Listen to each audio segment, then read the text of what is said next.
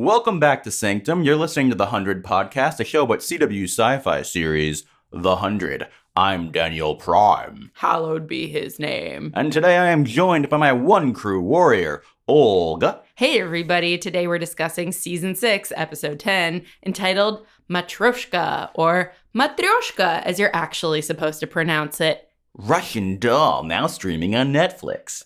All right. So You haven't even finished it. No, I watched an episode or two. This is the 100 Podcast. Every week on Tuesdays, we react to the episode with our oh, what did we think? And then on Sundays, we were like, let's do a very studious, important podcast where we do a recap and we watch again and we study and all that sort of stuff. And we read your feedback. And so, but you're simultaneously making us sound stupider and better at the same time. Yes. But yes, this is our reaction podcast. It goes both up as a podcast on podcast services around the globe and on youtube.com/doingok as a video. So what did you think of this here episode? I thought it was really great. I really enjoyed it. Yeah. I think the things that I had problems with are pretty much nitpicks to small issues. I like this episode a lot. I feel like I have eye roll moments. Yeah. But overall, I thought it was one of my favorite, actually, of the season. Yeah, it had its cheesy lines and it had its kind of goofier things, but it did a good job of making some of them called out and other ones dramatic enough. Yeah, well, it's the immortality versus morality thing. At least they had Murphy to laugh at it a little bit. Yeah, it's not everyone's as earnest as Raven is saying that. Let's just, even her, I feel like there was a little bit of, I don't know. It's hard to tell with her. I just hope that doesn't become something that we're hearing 5 seasons from now. Yeah, exactly. Yeah. But I think Raven and Murphy actually had some of the best stuff this episode. I agree. Riker got more dudes than usual. Russell and Simone stuff I thought was both really good. Yeah. Her death scene, how that changed him, and just her as a character herself, coming back to Sanctum and their interaction, and then basically their ending interaction with her death. It's a very nice balance there, I think. And they did a good shock value kill with her, I thought. It's again, is she dead? I don't know, but that actress is dead, and I thought she did a really good job, so here's to her. I personally feel like a prime isn't dead until their mind drive is crushed under the boot of rebellion. I was going to say wiped, but that works too. We'll see if she comes back. I am kind of the opinion that won't happen. We have but 3 episodes left after this? Yeah, so not a whole lot. 3 episodes. Wow. I think Russell had some great stuff here. The actor is just so good at showing the shifts in his character, that face after Simone, where it's he's in a new level now, and the fact that they are able to from our perspective as an audience, he is pretty villainous, but he doesn't necessarily think of himself that way because he has a code. Then he thinks he's still. It's interesting that at this point in the season, he still thinks himself better than the Earthlings, right? Yeah. And that it's we're seeing levels of villainy within him. It's so gray area, the best place that the show likes to live. Yeah. No matter how many dystopias there are, they live in the gray area. It is sometimes that leads to funny things where it's that scene before Simone was killed, right? The scene at the dinner with the primes, when it was just the primes. It was just the most awkward family dinner. And as someone who came from a kind of awkward family dinner before, I was like, oh my God, it's everywhere. On another moon. It was the evil. It almost felt like watching the super villain's evil dinner. It was kind of funny. We're down to the core primes now, and it was cool to see Riker sort of flip-flopping and not knowing where to land. I think that he's doing good. I don't love how he just took out Echo. That's the thing. Riker was good, but it's at the sacrifice of Echo having good stuff, I guess. Yeah. I'm not saying I wanted her to kill Russell, but we were both what's going to interrupt it? What's going to keep her happening? And neither of us saw Riker betraying her Did you see that coming? I mean, I mean, wasn't, once he showed up behind her. It's like, I mean, it's not like I was shocked that happened. Right. I just thought that there was something more interesting would happen. I was like, that's like the most lame version. But I think that in some ways it was cool that our people talked their way out of this situation as opposed to it being like, oh, you know, something crazy violent action happens or Jade just comes back and solves it for them. Stop. Josephine. Yeah. I mean, I like the fact that we had like this weird thing where it's like Murphy is still sort of trying to save his own neck, right? By bringing up the Nightblood through transfusion. Right. But also, I mean, he's also sort of saving everybody. And like initially they're talking about, oh, let's just use, you know, one of the primes to do it with, right? Mm-hmm. And I think that was like a good sort of middle ground there. And it's also like Raven backs him up, which is a little surprising. I really like that because, again, moral high ground Raven, who we've seen this season and especially last episode, it's nice that she's like playing with Murphy in that area. Yeah. Well, and that fact that she clearly has a longer term plan. I mean, she's still smart Raven. Yeah, yes. Exactly. I mean, she's still sort of improvising because it's like, okay, so she wants to get rid of Sheidheda. And she thinks that once they get rid of Sheidheda, you know, no matter what, they're buying themselves time, right? Right. And so, if you torture Madi a little bit, happens every season. Happens in the trailer, so, you know, very shocking that Madi's gonna get drilled into. I know we talk about it a lot. Like, I can't help but wonder, what's the average person who like really enjoys the show who would watch our videos? But maybe, or like be sort of involved in fandom. How much do they remember the trailers? Well, like how much of a like woo alarm going off did they have when they saw that? Like, or did they not process it as much as we did? Here's the thing.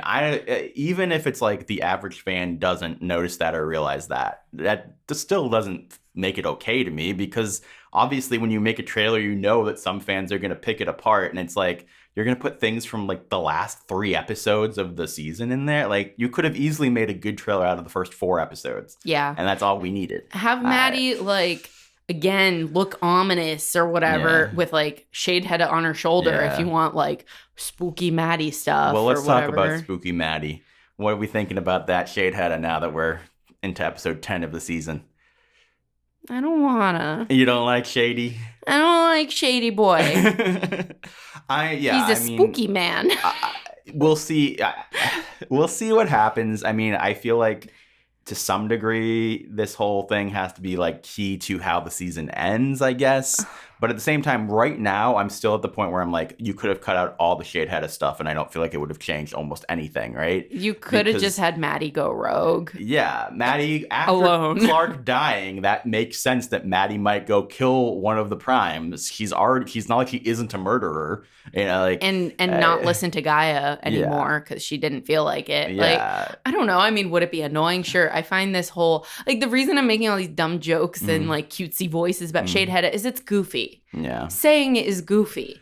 Well, and I'm beyond that. I just feel like it's so incredibly extraneous to everything else happening in the season. No, I agree with you, but that's the thing. Like, it's just so unimportant feeling that every time I come across it on the screen, I'm like, oh yeah. This is still happening. Why? And to be clear, I actually think this is probably the best episode for it. Like, I did like everybody talking about, like, should we sacrifice Madi? Like, that's interesting messed up. thing. Yeah. And what were you going to say? Well, I was going to say the best scene about Sheidheda is when everyone's, like, talking around Sheidheda and, like, around Madi and being like, how do we deal with this child who's full of trouble? Yeah. And, I mean, he's, like, leaning over her shoulder there. But, frankly, the Madi parts of that scene, like where she's actually talking with his voice, are the weakest parts of that scene. On top of everything, and I'm not trying to be mean or anything here, I don't think that the actress is up to the challenge of this particular storyline. I can't help but feel like it has something to do with the direction. Yeah, I mean, maybe that's it. Yeah. I'm not saying like,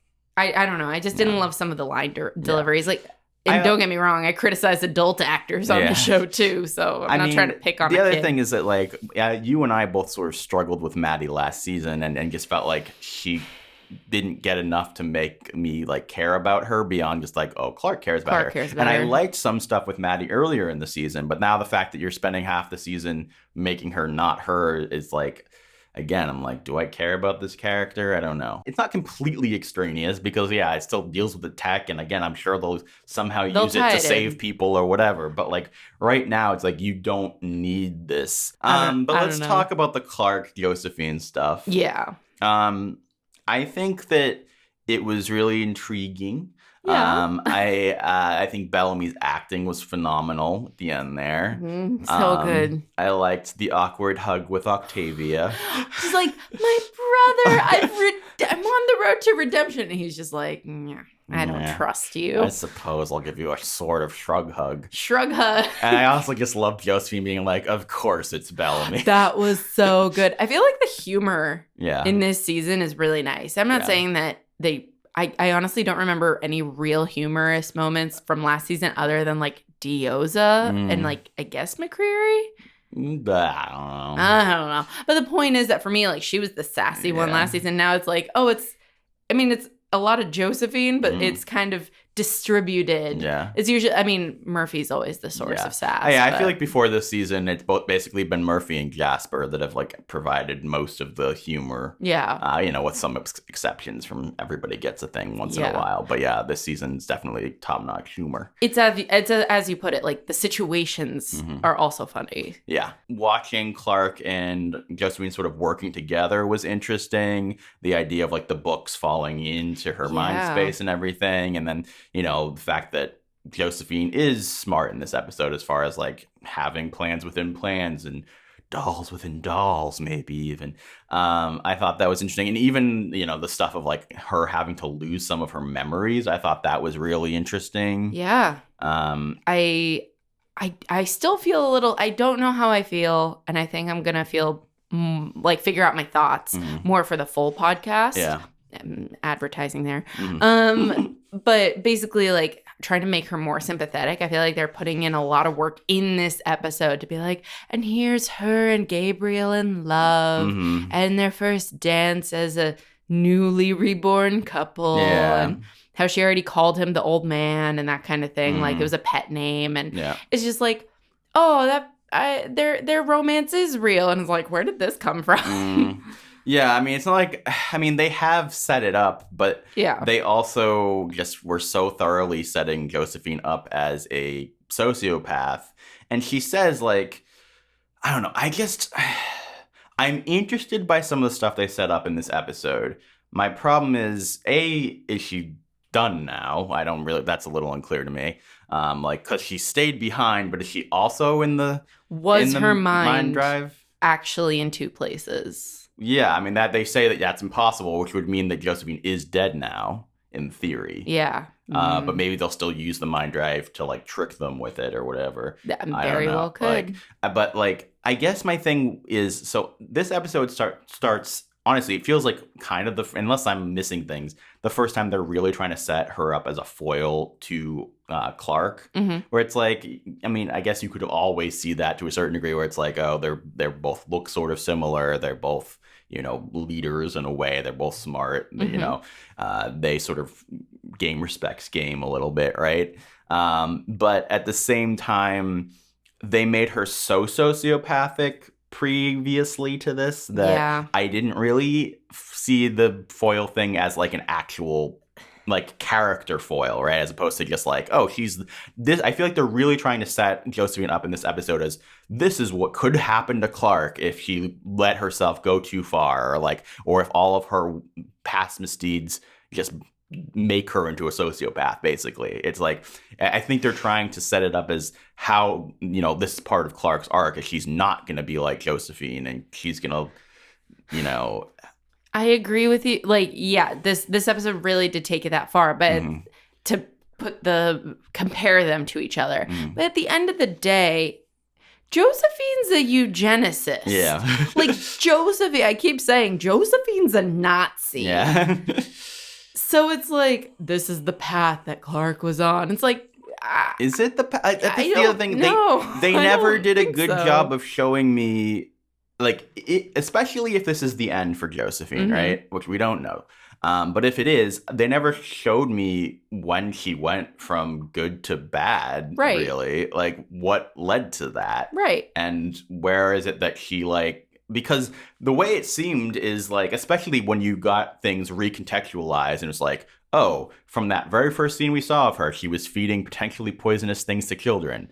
It's like that done. Yeah. Evil. And it's and it's like we don't know when she started doing the offerings and killing baby. Like I just, it's hard for me to really see her as a foil to Clarke. It doesn't feel like, in order to make that happen, you have to be like, oh, this is her turning point, and this is a similar turning point for Clarke, and Josephine took the wrong door, and Clarke has to take the right door. And I didn't really see that. I didn't even necessarily believe that she even cared about Gabriel until last episode. Right. I mean, we were both like, oh, they really, really love each other, and he's killing her or wants to kill her. Clarke's boo-hoo was like our reaction to that as well, basically. Yeah. And now it's like, and here's their romance through the ages, and here's their reunion and his tears. I mean, don't get me wrong. I felt it. Gabriel did a good job. He did a great job. I really enjoyed him in this episode as well. It's just like, and Eliza's such a good performer. Like, oh my God. Yeah. So that was a great scene of like saying goodbye to Josephine and Clarke's body, I guess that's what we'll call it. Mm-hmm. Like that scene was really well done. But at the end of the day, I'm still like, is this really that earned? Yeah. But let's get into some shipping stuff, because I actually am thinking some stuff here. Right? That's new. So, foils, right? So we have Josephine as the foil, and her lover finally is letting her die. Yeah. And Clarke's Bellamy is not going to let his girl die. His friend. His platonic friend. Yeah. So, I mean, dude, that if you're doing these kinds of parallels, it's like, this better be freaking leading to a relationship, because it's ridiculous at this point. That felt very emotional. I'm just like, there's chemistry there. Oh, yeah. And I think, I think we roll our eyes at the head and the heart thing, because I just feel like, again, they're taking subtext, making it text, and beating you over the face with it. I understand some people probably like it. They were beating us over the head with it before, and now they're literally being like, the head and the heart, and he's banging on her heart. I mean, not how you do CPR. This is the kind of, that's the kind of, it's a bummer for me, because I do think it was a really good scene, really well written. Other than that, and I think Bob and Eliza did a fantastic job in that scene. And I'm like, but at the same time, I feel like you're putting parody level writing with that. Like, that's the kind of thing that I feel like I would read in a bad fan fiction. It's like, how can we take this line that's been overused and make it like a physical representation within the show? It feels like self-parody. It does, but it also feels very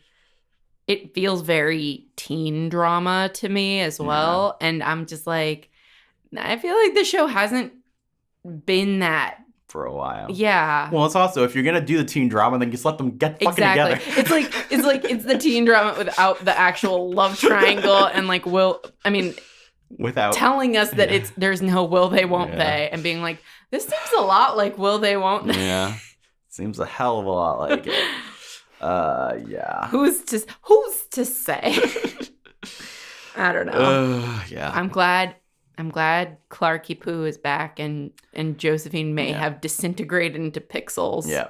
Now, I want to say one last thing. Okay. We talked about in the episode about the mind spaces, right? How I felt like she didn't really complete her arc there, right? And now, presumably, we're done with the mind space. So, are we just kind of dropping that? Like, do we feel like we got a satisfactory resolution to Clarke's self-hatred and her basically wanting to die and feeling worthless and like everyone hates her? And basically all, again, like I said in that previous one, that the whole thing was like, oh, I'm basically, I'm a mess, basically, for lack of a better word. But hey, Josephine's awful. We have to fight her. And like, we have to do the right thing, as opposed to like, I've learned some self-worth. Which, I'm not to say that can't happen outside of the mind space, that we can't have something in the finale or whatever. Until the finale, I can't really render a verdict, I guess. Right. But the fact that, we're out of the mind space now, I feel like pretty definitively. I feel like that's somewhat worth. I feel like it's a little unfinished. Yeah. I feel like it's like, and Clarke has come full circle, not come full circle, but like has grown. And I'm like, sure. Let us know what you guys think about this. I mean, I might be being a little hard on it, but maybe. I'd like to rewatch that Monty scene before we do our Sunday podcast. But speaking of that Sunday podcast, we're going to do it on Sunday.